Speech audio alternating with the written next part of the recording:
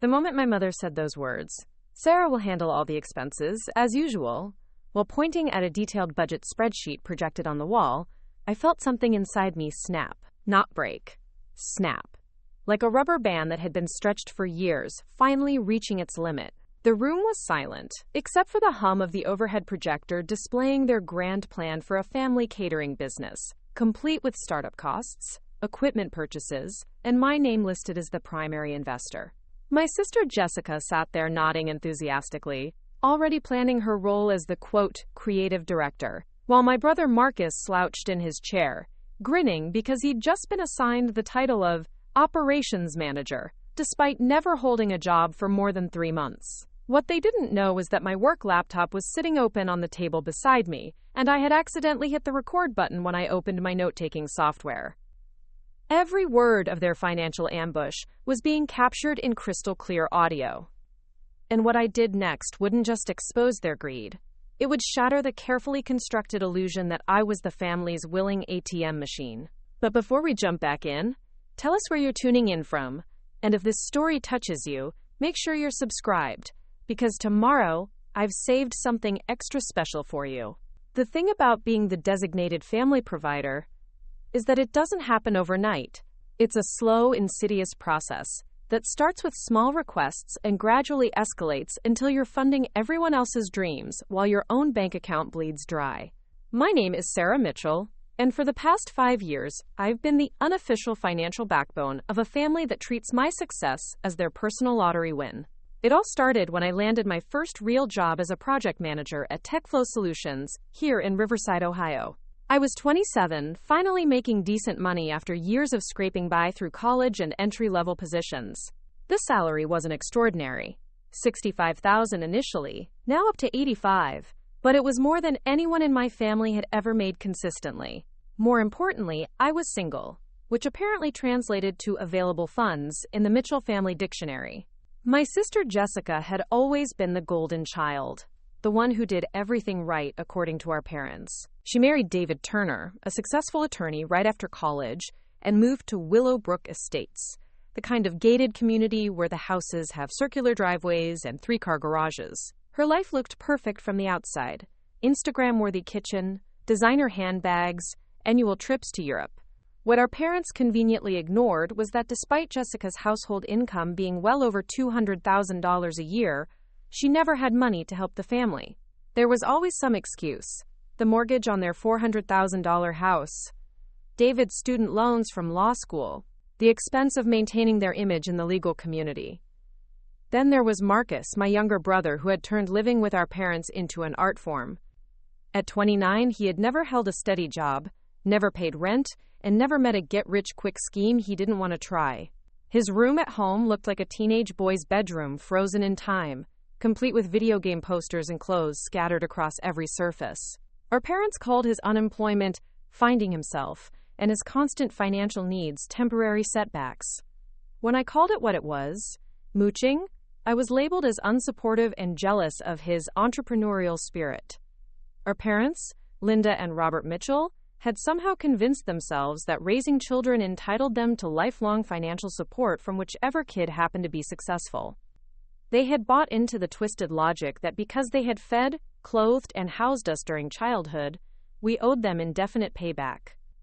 Never mind that parenting is supposed to be an unconditional responsibility, not a business investment with expected returns. The financial requests started small and reasonable. Could I help with Marcus's car repair? Just $200, and he'd pay me back next month. Could I contribute to Mom's birthday dinner? The restaurant was a little pricey, but family was worth it. Could I help with a portion of the mortgage 1 month when Dad's hours got cut at the factory? These weren't unreasonable asks individually, and I wanted to help. I genuinely believed that this was what families did for each other. But the requests grew larger and more frequent. Marcus's car repair became a down payment on a newer car. Mom's birthday dinner became funding for every family celebration. The mortgage help became a monthly expectation rather than an emergency intervention. Before I knew it, I was transferring money to my family every few weeks, sometimes multiple times per month. The amounts varied, but they added up to thousands of dollars annually. What made it worse was the complete lack of reciprocity. or even acknowledgement. When I had my wisdom teeth removed and needed to take unpaid time off work, nobody offered to help with my reduced income that month. When my car broke down and I was looking at a major repair bill, the family was mysteriously unavailable to return the financial favors. When I mentioned wanting to take a vacation or buy furniture for my apartment, the response was always the same. Must be nice to have disposable income. Jessica, meanwhile, was celebrated for her non-financial contributions.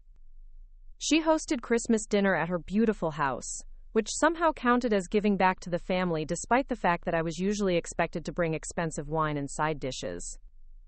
She planned family photos and coordinated birthday parties, tasks that required time and organizational skills but not actual money. Our parents praised her generosity and selflessness, while treating my financial contributions as a given, an expectation rather than a gift. The breaking point began building 3 months ago when our parents announced their latest scheme. They wanted to start a catering business called Mitchell Family Kitchen, capitalizing on Mom's decent cooking skills and the growing market for event catering in our area. On the surface, it wasn't a terrible idea. Mom could actually cook. Dad had experience with food service from his factory job's cafeteria, and there was genuine demand for affordable catering in Riverside. But as they laid out their business plan during family dinners and phone calls, it became clear that they expected me to fund the entire venture while Jessica and Marcus reaped the benefits. The startup costs were significant: commercial kitchen rental, equipment purchases, vehicle for deliveries, initial inventory, business licenses, and insurance. They were looking at roughly $30,000 to get properly launched. Jessica was designated as the marketing director and face of the company because of her social connections and polished appearance. Marcus was appointed as operations manager, supposedly overseeing logistics and delivery. Our parents would handle the actual cooking and customer service. And me? I was the silent investor, expected to provide all the capital while taking on none of the glory or decision-making authority. When I hesitated and asked about profit sharing and repayment terms, the family's response was swift and brutal. I was being selfish. I was trying to turn family support into a business transaction. I was forgetting where I came from and who had helped me get where I was. The guilt tactics were deployed with military precision, each family member taking turns to explain why my reluctance was hurtful and disappointing. Jessica called me one evening, her voice dripping with fake concern. "Sarah, I know you're worried about the money, but this could be really good for all of us. Think about how proud you'll feel when the business takes off. And honestly, you don't really have anything else to spend your money on, right? I mean, you're single, you don't have kids, your apartment is already furnished. This could give your life more purpose." Marcus was more direct. "Come on, sis, it's not like you're going to miss the money. You make good cash, and this is family. Besides, when the business gets huge, you'll be glad you invested early. This could be like owning stock in the next big restaurant chain." Our parents used a combination of emotional manipulation and financial guilt. They reminded me of the college tuition they had helped with, conveniently forgetting that their contribution was minimal, and that I had paid for most of my education through loans and work-study programs.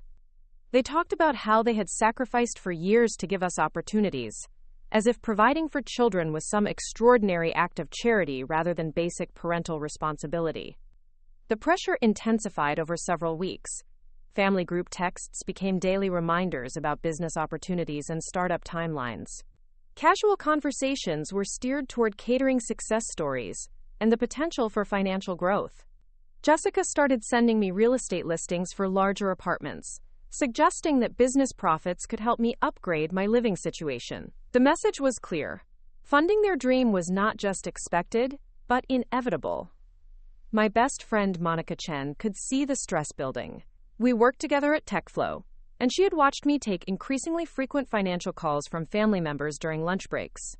Monica came from a family of immigrants who understood both the importance of supporting relatives and the danger of being exploited by them. "Sarah, you need to see what's happening here," she said one afternoon as we grabbed coffee near our office. "They're not asking you to help the family. They're asking you to subsidize everyone else's lifestyle while you work yourself into the ground. When was the last time any of them asked how you're doing financially? When did they last offer to help you with anything?" I started to defend them, listing the various ways my family showed care and support. But even as the words left my mouth, they sounded hollow. The truth was that my family's interest in my life extended exactly as far as my ability to solve their financial problems. They didn't ask about my career goals, my personal relationships, or my own dreams and plans. I existed to them primarily as a resource to be tapped when needed. Monica pressed further. Have you ever actually calculated how much money you've given them over the years? Not just the big stuff, but all of it. The dinners, the car repairs, the emergency loans, the monthly help with bills. Add it all up. That night, I sat down with my bank statements and credit card records, creating a spreadsheet that I should have made years earlier. The numbers were staggering. Over the past 5 years, I had given my family over $40,000. Some of it was loans that were never repaid. Some was direct gifts for holidays and emergencies. Much of it was gradual bleeding, picking up dinner tabs, buying groceries for family gatherings, covering utility bills when someone came up short. $40,000. That was a down payment on a house. That was a year's worth of savings. That was a career break to pursue additional education or start my own business.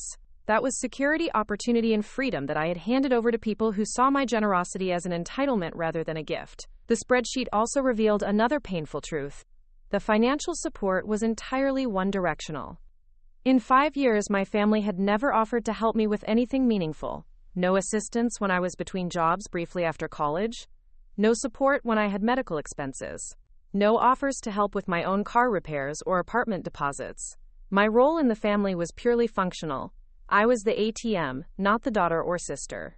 Armed with this sobering reality, I decided to have an honest conversation with my parents about boundaries and expectations. I called and asked if we could sit down together to discuss the catering business proposal in detail. I wanted to see a real business plan, understand the profit projections, and establish clear terms for any financial involvement on my part. Their response should have warned me about what was coming. Instead of welcoming my desire for more information, they seemed annoyed that I was treating their request like a business proposition. This is family, Sarah, my mother said.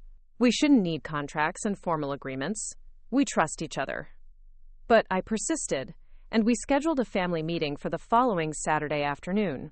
I was told to come to the Grandview Community Center, where they had rented a conference room for what they called an official business planning session. Jessica and Marcus would be there, along with David, Jessica's husband. Uncle Tom, my father's brother, who worked as an accountant, had also been invited to lend credibility to their presentation. I should have known something was off when I arrived at the community center and saw the elaborate setup. They had rented a room with a projector and screen, prepared printed packets of information, and arranged the chairs in a formal presentation style. This wasn't a family discussion. It was a sales pitch designed to overwhelm me with the appearance of professionalism and unanimous family support. Jessica was dressed like she was attending a board meeting, wearing a tailored blazer and carrying a leather portfolio. Marcus had actually combed his hair and worn a button-down shirt, probably the first time in months. David sat near the back, checking his phone and looking like he'd rather be anywhere else. Uncle Tom seemed genuinely interested in the business plan, asking thoughtful questions about market research and financial projections. My parents had prepared a PowerPoint presentation complete with market analysis, competitor research, and projected profit margins. On the surface, it looked impressive. They had clearly put significant time and effort into researching the catering industry and identifying opportunities in the local market. The problem wasn't the quality of their research. It was the assumption underlying every slide that I would be funding their venture without question or negotiation. The financial breakdown was presented matter-of-factly, as if my contribution was already decided. Equipment costs, $8,000. Kitchen rental and setup, $5,000. Vehicle and delivery supplies, $7,000. Initial inventory and supplies, $3,000. Marketing and business setup, $2,000. Preparing and narrating this story took us a lot of time, so if you are enjoying it, subscribe to our channel. It means a lot to us. Now back to the story. Insurance and licensing, $1,000. Working capital for the first 6 months, $4,000. Total investment needed, $30,000. Source of funding, Sarah Mitchell. Not once during the presentation did anyone ask if I was willing or able to make this investment. They talked about my contribution as a certainty, discussing timeline and logistics as if my financial participation was already confirmed. Jessica talked about her excitement to handle marketing and social media. Marcus outlined his plans for delivery routes and customer service. Our parents described their vision for menu development and event coordination. I sat there with my laptop open, supposedly taking notes but actually growing more frustrated with each slide. The entitlement was breathtaking. They had planned an entire business around my money without ever asking if I wanted to be their investor. Worse, they had structured the business so that I would bear all the financial risk, while others received the credit and decision-making authority. Uncle Tom seemed to sense my discomfort. During a break in the presentation, he pulled me aside and asked quietly, "Sarah, are you okay with all of this? You look like you're having some reservations." His question was the first time anyone had acknowledged that I might have feelings or opinions about being voluntold to fund the family business. I appreciated his awareness, but I was careful with my response. Uncle Tom was a good man, but he was still family, and I wasn't sure whose side he would take if conflicts arose. "I just want to make sure we're all on the same page about expectations and responsibilities," I said diplomatically. He nodded thoughtfully. "That's smart. Business and family can be tricky to mix. Have you all talked about what happens if the business doesn't work out? Or how decisions will be made? It's important to have clear agreements even between relatives." Before I could respond, my mother called us back to the table for the final portion of the presentation. This was where things went from presumptuous to genuinely offensive. "Now that we've covered the business basics," my mother announced, "let's talk about the family investment structure and everyone's contributions." She clicked to a new slide titled Family Investment and Roles. My name appeared at the top under Primary Investor, $30,000. Below that, Jessica was listed as Marketing Director and Social Media Manager, $0 investment, 25% profit share. Marcus appeared as Operations Manager and Delivery Coordinator, $0 investment, 50% profit share. I was expected to provide 100% of the financial investment while receiving 0% of the profit share. My family had literally planned a business where I would pay for everything and receive nothing in return except the privilege of watching them succeed with my money. "Wait," I said, my voice carefully controlled. "I don't see any profit share assigned to me. Is this a mistake?" The room went quiet. Jessica and Marcus exchanged glances. My parents looked momentarily flustered, as if they hadn't expected me to notice or question this detail. "Well," my mother said slowly, "we figured that since you're not going to be working in the business day to day, you wouldn't need a profit share. Think of it as your investment in the family's success. You'll benefit indirectly when we're all doing better financially." "Indirectly?" I repeated. "Right," my father chimed in. "Like, when Marcus is making good money from the business, he won't need to borrow from you anymore. And when we're successful, we'll be able to help you out if you ever need anything. It's an investment in family stability." I felt something cold settle in my stomach. They weren't just asking me to fund their business. They were asking me to pay $30,000 for the privilege of no longer being asked for money. They wanted me to buy my way out of future financial obligations by making one massive payment up front. Jessica, sensing my discomfort, tried to smooth things over with her practiced charm. "Sarah, think about it from a practical standpoint. You don't really want to be involved in the day-to-day operations of a catering business, right? You have your own career to focus on. This way, you can support the family without the stress and time commitment of actually running a restaurant." "But I would still be entitled to a return on my investment," I said. "Even silent partners receive profit shares." "This isn't really a traditional business investment, though," Marcus added. "It's more like family helping family. You're helping us get started, and we're taking on all the work and responsibility. It's actually a pretty good deal for you when you think about it." David, Jessica's husband, had been quiet throughout the entire presentation, but now he spoke up. "Actually, from a legal standpoint, if Sarah is providing the initial capital, she would typically be entitled to equity in the business or a defined return on investment. You might want to consider formalizing the structure to protect everyone's interests." The temperature in the room seemed to drop several degrees. My parents looked at David like he had just suggested something inappropriate and offensive. "We don't need lawyers getting involved in family business," my father said firmly. "This is about trust and supporting each other, not contracts and legal protections. I understand that, David replied diplomatically, but even family businesses benefit from clear agreements. It prevents misunderstandings down the road. The only misunderstanding here, my mother said, her voice taking on an edge, is if Sarah thinks she needs to profit from helping her own family. We raised her, supported her, gave her every opportunity to succeed. Now that she's doing well, she wants to charge us interest for family support? And there it was. The guilt trip, the emotional manipulation, the reframing of my reasonable business concerns as greed and selfishness. This was the moment when their true feelings about my role in the family became crystal clear. I looked around the room at faces that had become stranger and more hostile with each question I asked. These people didn't see me as a daughter, sister, or family member. They saw me as a resource to be managed and manipulated. My success existed to serve their needs, and my boundaries were obstacles to be overcome rather than preferences to be respected. Sarah will handle all the expenses, as usual, my mother concluded, clicking to a final slide that showed a timeline for fund transfer and business launch. We can start the equipment purchases next week if you can have the money ready by Friday. That was the moment. Sitting in that sterile conference room, staring at a presentation that treated my financial support as a foregone conclusion, while offering me nothing in return, except continued demands for money. The casual way my mother announced my financial obligation, as if I were a business account rather than a human being with my own goals and needs. I felt that snap I mentioned earlier, but it wasn't anger, it was clarity. For the first time in years, I could see the situation exactly as it was, stripped of family loyalty and emotional manipulation. I was being used, and I had been complicit in my own exploitation by convincing myself that this was normal family behavior. My laptop had been recording the entire presentation, capturing every assumption, every demand, and every dismissal of my concerns. I had inadvertently documented the most comprehensive evidence of my family's entitlement and exploitation. But more than that, I had recorded proof of my own worth and dignity being systematically dismantled by people who claimed to love me.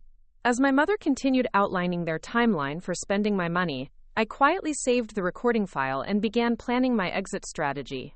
Not just from the meeting, but from my role as the family's financial safety net. What happened next would change everything. But it wouldn't be dramatic or emotional. It would be quiet, decisive, and final. Sometimes the most powerful response to being taken for granted is simply refusing to participate in your own exploitation. And that's exactly what I was about to do. I closed my laptop without saying a word. The soft click of the lid snapping shut seemed to echo in the conference room, cutting through my mother's enthusiastic timeline about equipment purchases and grand opening dates. Every face turned toward me, and I could feel the weight of their expectations hanging in the air like humidity before a storm. "Sarah?" Jessica prompted, her perfectly manicured fingers drumming against her leather portfolio. "Did you hear what Mom said about having the funds ready by Friday? We're really excited to get started, and David knows someone who can help us fast-track the business licensing." I stood up slowly, tucking my laptop under my arm. The recording was safely saved to my cloud storage, every word of their presumptuous presentation captured in crystal-clear audio. But I wasn't thinking about revenge or exposure in that moment. I was thinking about freedom. "I need to use the restroom," I said quietly, my voice steady despite the adrenaline coursing through my veins. "Oh, sure," my mother waved dismissively. "But don't take too long. We still need to go over the timeline for the kitchen setup, and Tom has some questions about the business registration process." I walked toward the door, my footsteps muffled by the industrial carpeting. Behind me, I could hear them resuming their planning, discussing my $30,000 like it was pocket change they'd found in an old coat. Jessica was already talking about social media strategy, and Marcus was asking about delivery vehicle options. Uncle Tom was suggesting they needed to formalize some of the business structures, but my parents were brushing off his concerns with the same casual dismissal they'd shown my questions. I walked past the restrooms and straight to the exit. The parking lot was bathed in late afternoon sunlight, and I could hear the distant sounds of children playing at the community center's playground. Normal families enjoying a Saturday together. I unlocked my car and sat behind the wheel for a moment, not starting the engine, just breathing in the silence and processing what had just happened. My phone buzzed with a text from Monica. How's the family meeting going? Are you surviving the business pitch? I typed back. Just left. Heading to your place. Need to talk. Doors unlocked. I'll put coffee on. I started the car and drove through familiar streets toward Monica's apartment in the Riverside Arts District. The route took me past TechFlow's office building, past the grocery store where I'd bought countless family dinners, past the bank where I'd made so many transfers to help with various Mitchell family emergencies. Each landmark felt different now, like I was seeing my own life from the outside for the first time. Monica was waiting with 2 mugs of coffee and a concerned expression. Her apartment was the polar opposite of my family's sterile conference room setup. Warm lighting, mismatched furniture that somehow worked perfectly together, plants everywhere, and books stacked on every available surface. It felt like sanctuary. "You look like you've seen a ghost," she said, handing me a mug. "What happened?" I told her everything. The presentation, the profit-sharing structure that excluded me entirely, my mother's casual announcement that I would handle all expenses. Monica listened without interrupting, her expression growing more incredulous with each detail. "They actually put together a PowerPoint presentation about spending your money?" she finally asked. "Complete with a timeline and profit projections that somehow don't include the person providing all the capital." Monica shook her head. "Sarah, that's not family support, that's exploitation with a family label slapped on it. Did you tell them no?" "I didn't tell them anything. I just left." "Good. What are you going to do now?" That was the question I'd been avoiding during the drive over. What was I going to do? For 5 years, I'd been trained to respond to every family financial crisis with immediate action. Wire money, write checks, solve problems. The idea of simply refusing to participate felt foreign and terrifying. "I honestly don't know," I admitted. "I've never said no to them before. Not really. I've hesitated, asked questions, tried to negotiate, but I've always ended up giving them what they wanted. Maybe it's time to try something different." My phone started ringing. My mother's name appeared on the screen, and I felt that familiar spike of anxiety that came with family calls. Monica glanced at the phone and then at me. "You don't have to answer that." "But what if something's wrong? What if there's an emergency?" "Sarah, listen to yourself. You just left a meeting where they demanded $30,000 from you, and you're worried about hurting their feelings by not answering the phone immediately." I let the call go to voicemail. Then I turned my phone face down on Monica's coffee table and tried to ignore the way my stomach churned with guilt and anxiety. "They're going to be angry," I said. "Let them be angry. You're allowed to have boundaries, even with family. Especially with family." We spent the next hour talking through the financial realities of my situation. Monica helped me calculate not just what I'd already given my family, but what I could have accomplished with that money if I'd invested it in myself. A down payment on a house, a master's degree, a business of my own, travel, experiences, security. "You know what the crazy part is?" I said, staring into my coffee mug.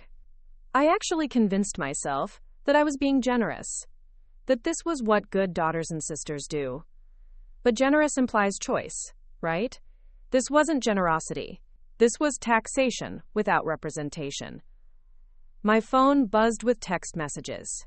3 from my mother, 2 from Jessica, 1 from Marcus. I didn't read them, but I could see the preview lines on my lock screen. "Where did you go?" "We need to finish the meeting. Call me back immediately." "They're starting to panic," Monica observed. "Good. Maybe now they'll realize I'm not a sure thing." But even as I said it, I knew they wouldn't realize anything of the sort. In their minds, I was having a temporary emotional reaction that could be managed with the right combination of guilt, pressure, and family obligation. They'd never considered the possibility that I might actually refuse to fund their dreams. Over the next few hours, the messages intensified. My mother called twice more. Jessica sent a long text about how disappointed she was in my behavior and how I was letting the whole family down. Marcus texted asking if I was having some kind of breakdown and suggesting I talk to someone about my money issues. The most telling message came from my father. "Sarah, your mother is very upset. You need to call her back and apologize for walking out. We're family, we work things out together. Apologize." For walking out of a meeting where they'd planned to spend my life savings without my consent. For having the audacity to question their assumptions about my money. For failing to be grateful for the opportunity to subsidize their business venture. Look at this. I showed Monica the message. I need to apologize to them. For what? For not volunteering to be financially exploited? For being dramatic? For making a scene? For not being supportive of family goals? Monica took my phone and read through the messages. Sarah, do you see what they're doing? They're not concerned about your feelings or your financial situation. They're upset because their ATM machine malfunctioned. Every single one of these messages is about how your behavior affects them, not about understanding why you left. She was right. Not one family member had asked if I was okay, what I was thinking, or whether I had concerns about the business plan. They were focused entirely on getting me back in line and securing their funding. By Sunday morning, the pressure campaign had escalated. Uncle Tom called, his voice careful and diplomatic. Sarah, I think there might have been some miscommunication yesterday. Your parents are worried about you, and I think it would be good if we could all sit down and talk through any concerns you have about the business plan. Uncle Tom was the one family member I genuinely respected, so his call was harder to dismiss than the others, but I noticed that even he was framing the situation as my problem to solve. I had concerns that needed to be addressed, not legitimate objections that needed to be respected. Tom, can I ask you something honestly? I said. Do you think it's reasonable for them to expect me to invest $30,000 in a business where I receive no equity, no profit share, and no decision-making authority? There was a long pause. Well, Sarah, I think family businesses are always complicated. Maybe there's room for negotiation on some of those details. What if this wasn't family? What if a stranger approached you with the same proposal? Give me $30,000. I'll keep all the profits, and you'll get nothing in return except the satisfaction of helping me succeed. Would you consider that a good investment? Another pause. I see your point, but this is different because it's family. How is it different? Because you're all invested in each other's success. When the business does well, everyone benefits. Everyone except me, apparently. Uncle Tom sighed. Look, Sarah, I understand you're frustrated, but walking out of the meeting isn't going to solve anything. Your parents put a lot of work into that presentation, and they're hurt that you didn't even give them a chance to address your concerns. This was the moment I realized that even the most reasonable family member was fundamentally on their side. Uncle Tom might acknowledge that I had valid concerns, but he still expected me to be the one to compromise, to come back to the table, to find a way to make their plan work. My role was to be the solution, not the person with problems. I need some time to think, I told him. Of course. But don't take too long. Business opportunities don't wait forever, and your family is counting on you. Counting on me. There it was again, the expectation that my family's dreams were somehow my responsibility to fund. After Uncle Tom's call, I decided to do something I'd never done before. I was going to research what healthy family financial boundaries actually looked like. I spent hours reading articles, forum posts, and advice columns about family money dynamics. What I found was both validating and heartbreaking. Story after story of people in similar situations.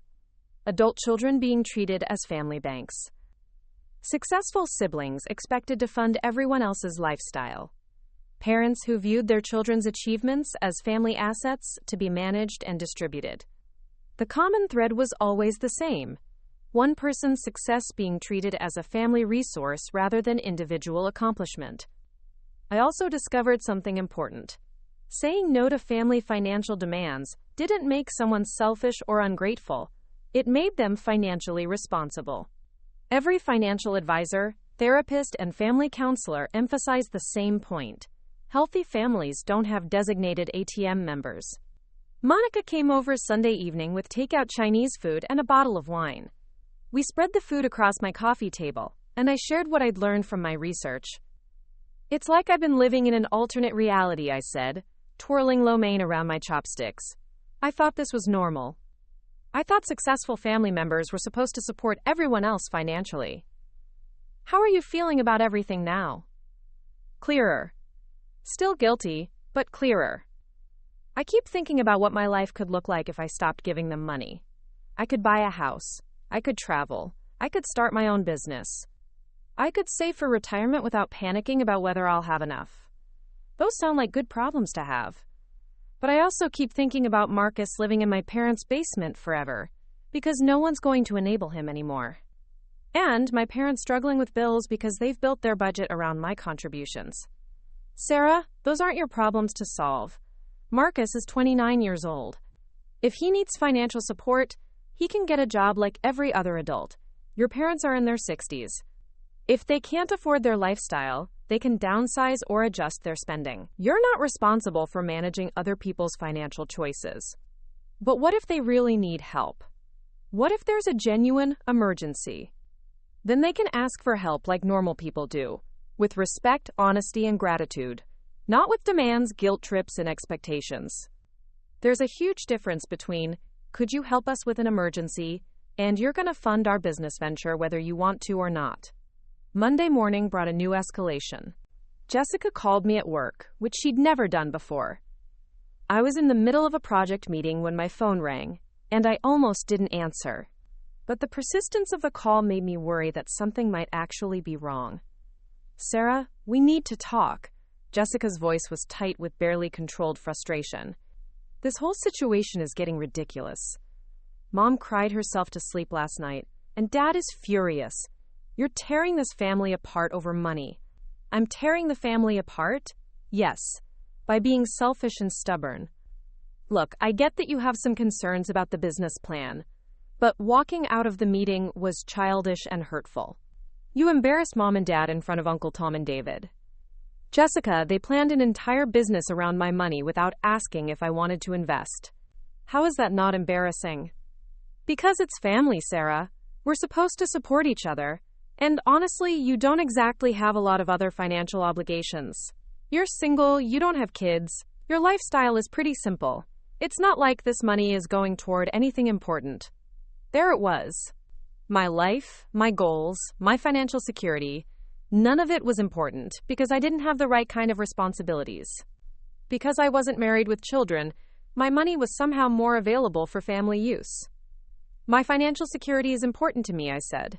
Financial security? Sarah, you make good money and you live in a one-bedroom apartment.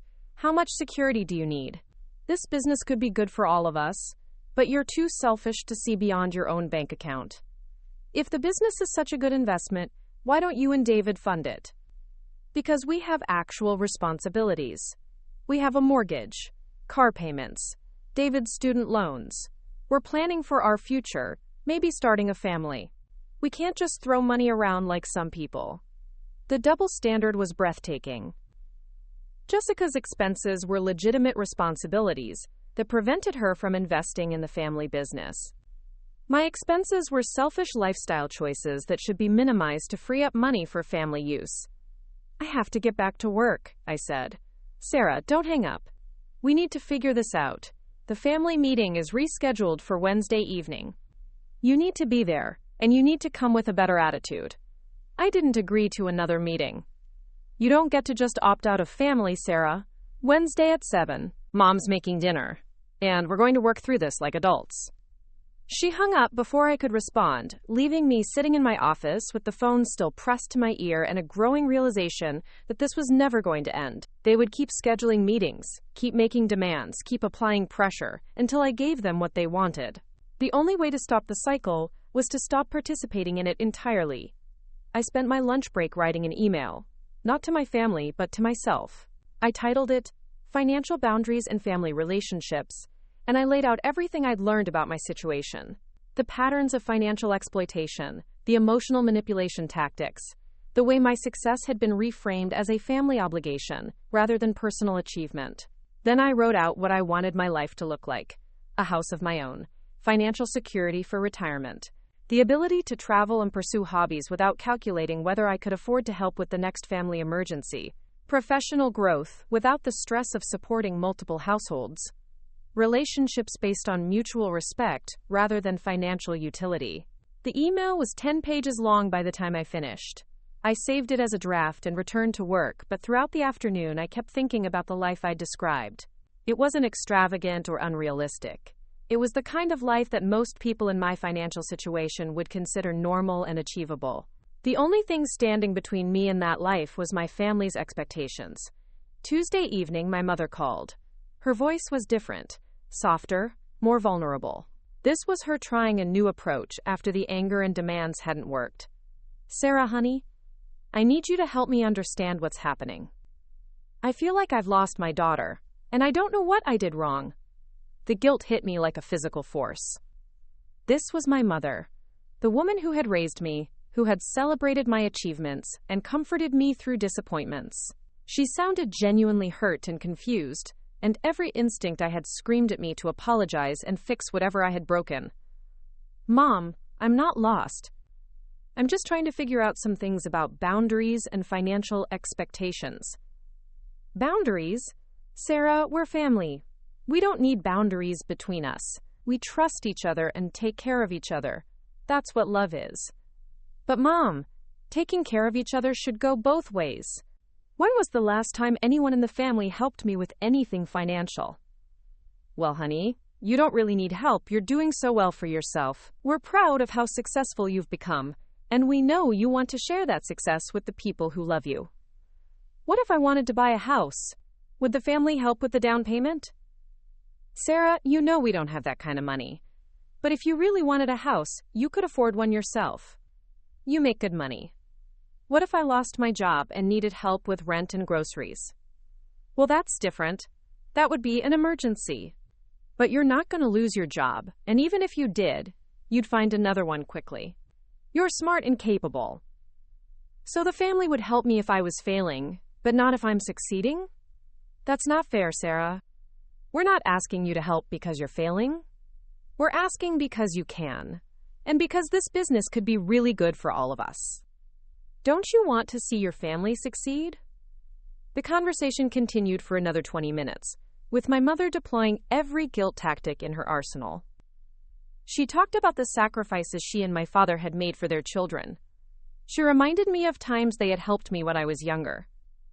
She painted a picture of family unity and mutual support that bore no resemblance to the reality of my experience.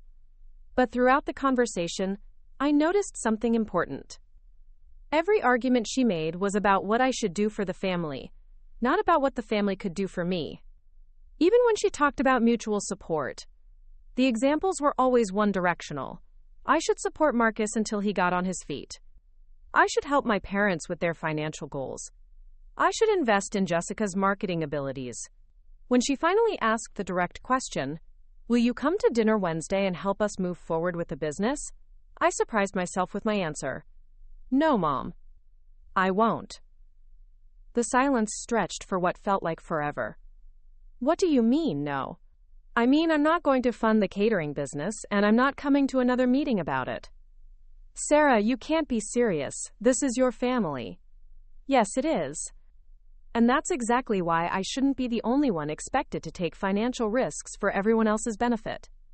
"You're not taking risks. You're investing in family success.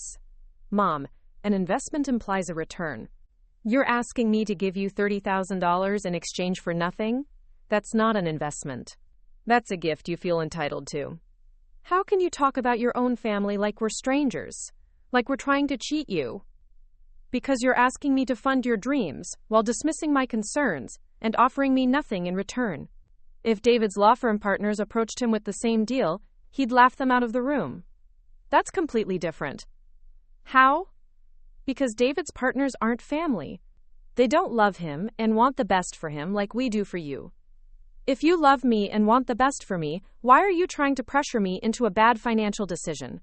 The conversation ended with my mother crying and telling me that I was breaking her heart. She said I'd changed, that success had made me cold and selfish, that she didn't recognize the daughter she'd raised. Each accusation felt like a knife, but underneath the guilt and pain, I felt something else. Relief. For the first time in my adult life, I had said no to my family and meant it. I hadn't negotiated, compromised, or offered alternative solutions. I had simply refused to participate in my own financial exploitation. Wednesday evening, I turned off my phone and went to a movie. A silly romantic comedy that required no emotional investment and offered 2 hours of escape from family drama. When I turned my phone back on afterward, I had 17 missed calls and 23 text messages. The messages ranged from angry to pleading to threatening. Marcus accused me of abandoning the family when they needed me most. Jessica called me selfish and ungrateful. My father threatened to cut off all contact if I didn't reconsider. Uncle Tom sent a diplomatic message suggesting that I was making a mistake I'd regret for the rest of my life. But the most revealing message came from my mother.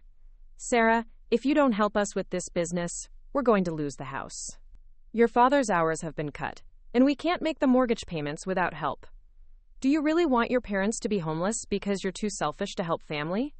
This was new information. Throughout all the business planning and family meetings, no one had mentioned that my parents were in financial crisis. If they were truly at risk of losing their house, that changed everything.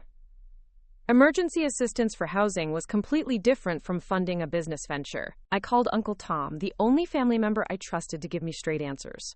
Tom, is it true that my parents are about to lose their house? Lose their house? Sarah, what are you talking about? My mother just texted me saying they can't make mortgage payments without my help, and they'll be homeless if I don't fund the catering business. Uncle Tom was quiet for a moment. Sarah, your parents aren't in danger of losing their house. Your father's hours were reduced slightly last month, but they're managing fine. The business funding and their housing situation are completely separate issues. So this is emotional manipulation. I think your mother is just very stressed about the business falling through, and she's saying things that aren't entirely accurate. Tom, you're an accountant. In your professional opinion, is it reasonable for them to expect me to fund their business with no equity or profit sharing? Another long pause. No, Sarah, it's not reasonable. If you were my client, I'd advise you to either negotiate better terms or walk away from the deal entirely. Why didn't you say that during the meeting? Because I was trying to stay neutral. But honestly, watching how they've been pressuring you this week, I think you're making the right choice by setting some boundaries. That conversation was the validation I needed. Even Uncle Tom, despite his family loyalty, acknowledged that my family's demands were unreasonable and their pressure tactics were inappropriate. Thursday morning, I drafted a group email to my entire family. It took me 3 hours to write and several more to work up the courage to send it. The email was professional, clear, and final. After careful consideration, I have decided not to invest in the catering business. This decision is not personal, and it's not negotiable. I love you all, but I need to establish some boundaries around financial expectations and family relationships. Going forward, I will not be providing regular financial support, funding business ventures, or covering family expenses, except in genuine emergencies that have been discussed and agreed upon in advance. I hope you can understand and respect this decision. I'm looking forward to building healthier relationships based on mutual respect rather than financial obligation. I hit send before I could change my mind. The response was swift and brutal. My phone rang within minutes, my mother's name flashing on the screen. I didn't answer. Then Jessica called. Then Marcus. Then my father. I turned off my phone and went to work. By evening, the voicemails and text messages were waiting. Accusations of selfishness, threats of family exile, predictions that I'd regret this decision for the rest of my life. My mother left a tearful voicemail saying I had destroyed the family and broken her heart. Jessica sent a text calling me a pathetic, bitter person who would die alone because I couldn't love anyone more than I loved money. But there were 2 supportive messages. Uncle Tom texted, "I'm proud of you for standing up for yourself. This was the right decision." And Monica called to check on me and remind me that healthy people don't threaten to disown family members over money. Friday afternoon, I got an unexpected call from David, Jessica's husband. We'd never spoken one-on-one before, and I was curious about what he wanted. Sarah, I wanted to apologize for how things went down at the meeting last week. I should have spoken up more about the business structure issues. You tried. They didn't want to hear it. Yeah, well, I've been thinking about this situation all week, and I owe you an honest conversation. Jessica has been vocal about her feelings regarding your decision. I can imagine. The thing is, Sarah, I've watched your family's financial dynamics for years, and what they're asking of you isn't normal or fair. In my professional experience, I've seen families torn apart by exactly this kind of financial exploitation. Exploitation seems like a strong word. Is it? You've been supporting multiple family members financially for years, receiving nothing in return, and now they're demanding a $30,000 investment in exchange for zero equity or profit sharing. If that's not exploitation, I don't know what is. David's support meant more than he probably realized. As an outsider who had observed my family for years, his perspective carried weight that family opinions didn't. Does Jessica know you're calling me? No, and she probably wouldn't be happy about it. But I couldn't watch this continue without saying something. You're making the right choice, Sarah. Don't let them guilt you into changing your mind.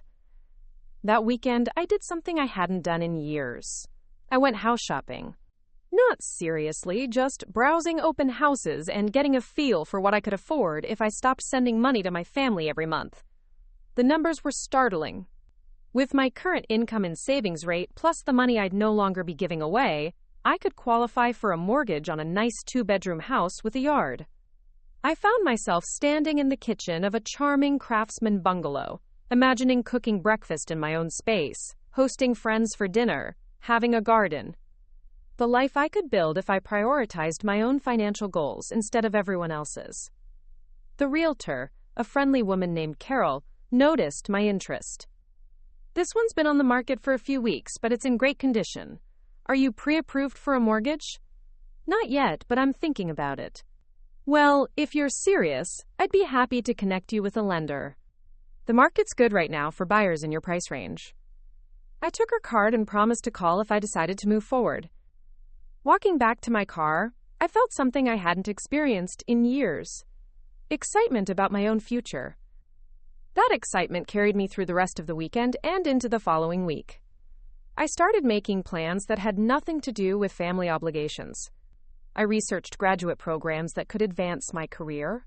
I looked into travel destinations I'd always wanted to visit. I calculated how much I could save for retirement if I wasn't supporting other people's lifestyle choices.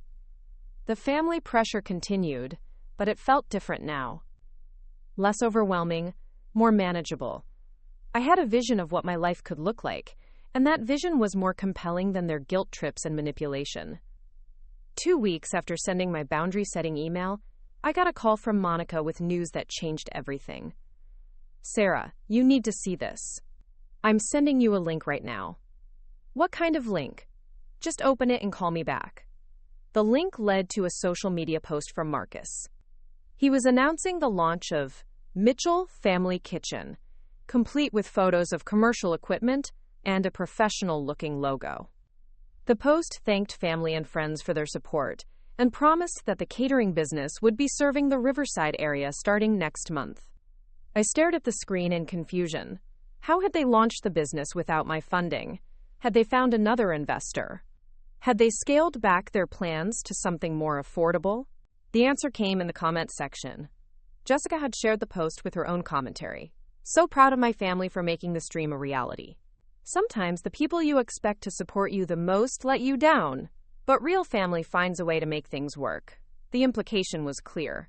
I had let them down by refusing to fund their venture, but they had found a way to succeed without me. The guilt trip was embedded in their success story. But something didn't add up. The equipment in the photos looked expensive, and Marcus was talking about a commercial kitchen rental that required significant upfront investment. Where had they gotten the money? I called Monica back. How did they fund this? Did they get a business loan? Keep reading the comments. It gets interesting. I scrolled through the congratulations and supportive messages until I found what Monica was referring to. Uncle Tom had commented, "Congratulations on the launch. I know the loan process was stressful, but I'm confident you'll make this work." A loan. They had taken out a business loan to fund their venture, which meant they could have done that from the beginning instead of expecting me to bankroll their dreams. The whole family crisis, the meetings, the guilt trips, the accusations of selfishness, all of it had been unnecessary drama designed to avoid the responsibility of securing their own funding. I felt a complex mix of emotions. Relief that they had found a solution. Anger that they had put me through weeks of emotional manipulation when they could have pursued normal business financing all along. Validation that my refusal to be their automatic funding source had forced them to take responsibility for their own financial decisions. But mostly I felt free. For the first time in my adult life, I wasn't financially responsible for my family's dreams and schemes. They had proven they could solve their own problems when they had to. My role as the family ATM was officially terminated. The business launch was apparently successful, at least initially. Over the following months, I saw occasional social media updates about catering gigs and positive customer reviews. Jessica posted frequently about her marketing efforts and brand development. Marcus seemed to be actually working, posting photos of food preparation and delivery runs. My parents appeared proud and busy, finally pursuing the dream they'd talked about for years. The fact that they had achieved it without my financial contribution proved that they had never actually needed my money. They had simply preferred to use it rather than take on debt or financial risk themselves. The family's attitude toward me shifted from anger to cold politeness. I wasn't invited to the business launch party or included in celebratory family dinners.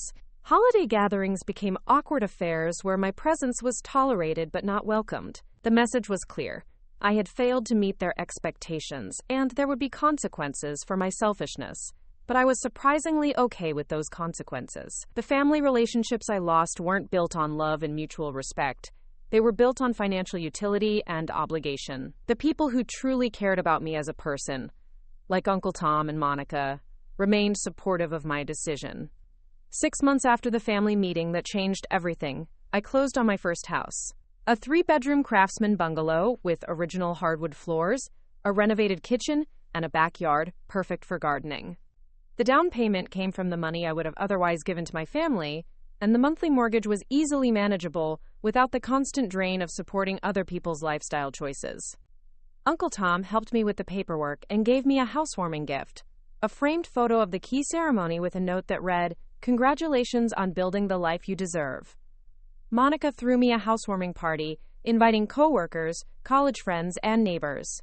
We grilled burgers in my new backyard and talked about future renovation plans and garden designs. For the first time in years, I was surrounded by people who celebrated my success without expecting it to benefit them financially.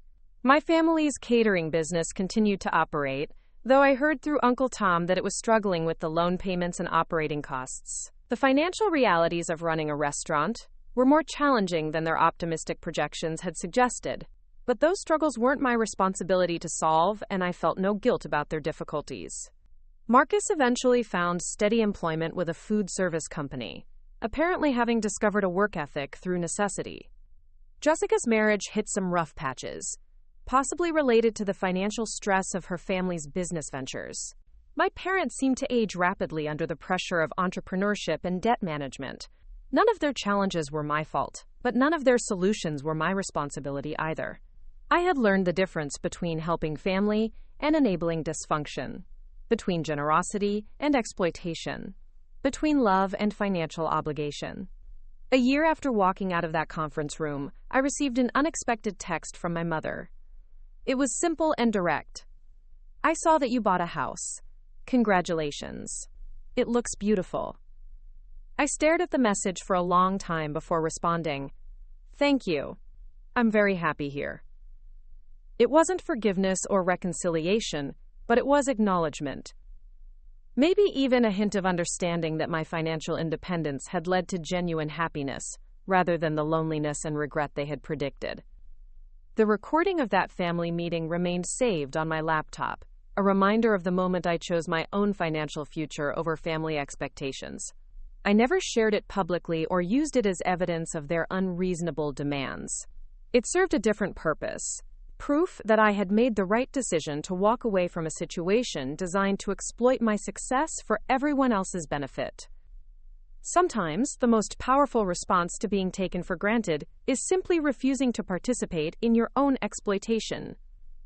Sometimes, the healthiest thing you can do for family relationships is to establish boundaries that force everyone to treat each other with genuine respect rather than financial utility. And sometimes, walking away without a word is the clearest communication of all. Up next, you've got 2 more standout stories right on your screen.